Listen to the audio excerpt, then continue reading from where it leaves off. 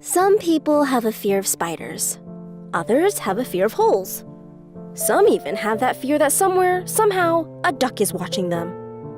But I bet you most of these don't lead to the kind of pain I've suffered, all because of my fear. I have food neophobia. What's that, you might ask? Food neophobia is basically extreme pickiness from a fear of eating, usually a fear of trying and eating new things. Like all phobias, it's an irrational fear. Even though this pickiness is common in children, it really wasn't that bad when I was a kid. Of course, there are things kids like and dislike, so my parents just sort of brushed it off.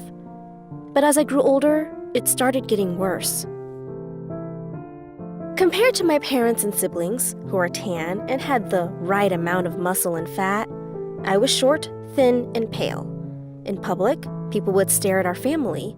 I could feel their eyes wondering if I was adopted or lost. But in reality, I was just scared of eating. I didn't much care what other people thought. My parents might have, but I'm not exactly what you'd call social. During playtimes at school, I preferred coloring in the shade alone to fun in the sun or whatever. So naturally, I wasn't very popular, and that was fine. Obviously, because of what and how I ate, kids at school started to think I was weird. For starters, I was too scared to touch my food. Even if it were a sandwich or a banana, I'd eat it with a spoon. Lunchtime also became a minefield for my phobia, as even seeing certain foods made me nauseous. Even something as simple as a ham and cheese sandwich might as well have been filled with maggots because that's how I saw a lot of new foods. So I often sat alone, facing away from everyone else. At home, at school, I never fit in. I didn't know what it felt like to fit in. I was sure even God had abandoned me. Still, of course, there were kids that made fun of me, took away my spoon, or tried to trigger me by shoving macaroni into my face. But that wasn't even the worst part. The worst part was how my parents responded to my food neophobia. They just didn't get it. I mean, who could blame them? There are doctors still trying to figure it out. But my parents just never seemed to understand the irrational part of irrational fears. They just thought I was being a fussy child who made them pack me a special meal separate from my siblings every day. As I grew, so too did this pickiness. And boy, were my parents frustrated. They couldn't bring me to birthday parties or dinner parties unless they wanted me to make a scene. Certain restaurants were off limits, and so were field trips. Because of this, I never really got a chance to connect with my siblings either, who were loved and spoiled by our parents, who saw me now less their daughter and more a problem to be solved. One of my mom's friends started talking about how kids who ate too much junk food tend to become picky. But we all knew that wasn't the case since I didn't even like junk food. Another friend suggested that she just encouraged the pickiness out of her 4-year-old son. So that's what my parents tried. But I wasn't 4. I was a teenager. So this only made me sick and throw up. A lot. I didn't see the point, but my parents were certain it would work, eventually. So they kept trying. They kept me at the dining table until I finished everything on my plate. It didn't matter if I couldn't even look at my food. It just had to be chewed and swallowed. I dreaded breakfast, lunch, and dinner even more now. And what I got used to wasn't the food, but the vomiting. I got used to the burn of my stomach acids surging into my throat after each meal. I kept this up for a couple of months, eat, smile, then as soon as my parents are gone, throw it all back up. I didn't even try to enjoy the food. Eating wasn't even about survival or nutrients or whatever at this point.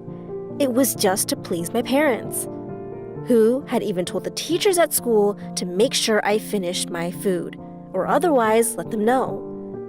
I was so thin now that my teachers probably felt irresponsible if I didn't eat. So what did they do? They brought the whole class into it to encourage me, cheering me along with every bite I took. Before I knew it, I was eating for my parents, my teachers, my classmates, eating for everyone but myself. I felt like an animal performing in a circus. Every meal was just another performance. I remember one time I had carrots in my lunchbox, and something about them I just couldn't bear. I stared until I got lightheaded and couldn't see properly. But I could feel people looking at me. So I picked it up with a spork, put it in my mouth, chewed. "How delicious!" I lied. They cheered, clapped, pat me on my back. "You'll finally get over your picky habits," they joked, and swallowed the vomit down. I just laughed along and said, "Yeah, I was such a dork." It was pathetic. I didn't want the attention. I didn't want friends. I just wanted to belong for once. So I kept doing this, same as before. Eat, smile, then vomit when no one was looking. Until one day, during my first school trip, I fainted. Next thing I knew, I was on my way to the emergency room at the hospital. No. I was consumed in fear. No! The doctor or somebody was gonna figure out I still had the phobia, that I had been vomiting after every meal. Somebody was gonna tell my parents. And then my mom walked in, glanced at me, and walked over where the nurse told her that I was severely underweight, that I suffered from malnutrition, and that I had clearly not been eating enough. The entire time, I held my breath. My mom nodded and dismissed the nurse, then turned to me and asked, "Is it true you still have those habits?" And I confessed. Then she turned away and took a deep breath. She was ready to give up on me. I was still a problem, her problem.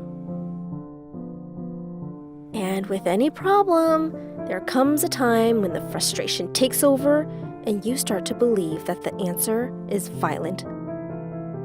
A couple days later, I was back home at the dining table, my mother watching me like a hawk as I pushed a spoon of black beans into my mouth.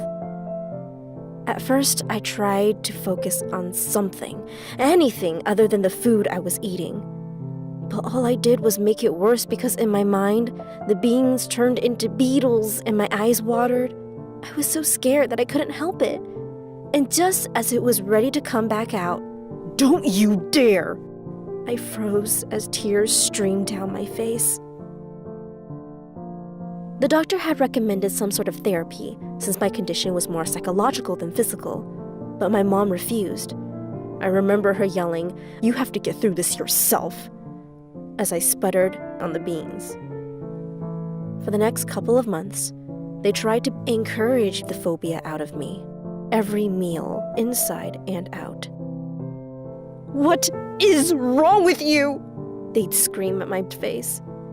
And honestly, I kind of wish it worked so I could finally be fixed. Be loved by them, the way my siblings were. But I wasn't about to be loved by anyone. I looked even more pale now, more frail, and more gaunt than I had ever been. Deep inside, I needed someone to notice. My classmates noticed. They used my condition and my appearance as ammunition against me. And for what, a laugh? "I bet your family just found you on the street," they'd say. Or, "You look like you're made of toothpicks." I didn't even have the energy to retaliate. So every day, I let their insults hit me until I snapped. "It doesn't matter what you say to me because it can't be worse than what my parents have said or done to me." They all fell silent. The next day, I was called to the principal's office and walked in just as the worst of them were leaving. Great, they got me in trouble, I thought. Luckily, I was wrong. Instead, they told the teachers about how my parents treated me. So they made up a new class that semester called Health and Well-Being, where I was the only student. My teachers even asked for a list of foods I could eat and brought me just enough every lunch so that I was no longer hurting my body. The list of food has gotten longer now as I've grown up a little and my neophobia has calmed down a little. I still have a complicated relationship with my parents. But I'm glad that even those who I thought were the wrong people found the compassion to help by finally recognizing that, even with my rare fear, I'm just a normal person, whatever that means. So for now, I'm just going to work on myself on my own and at my own pace.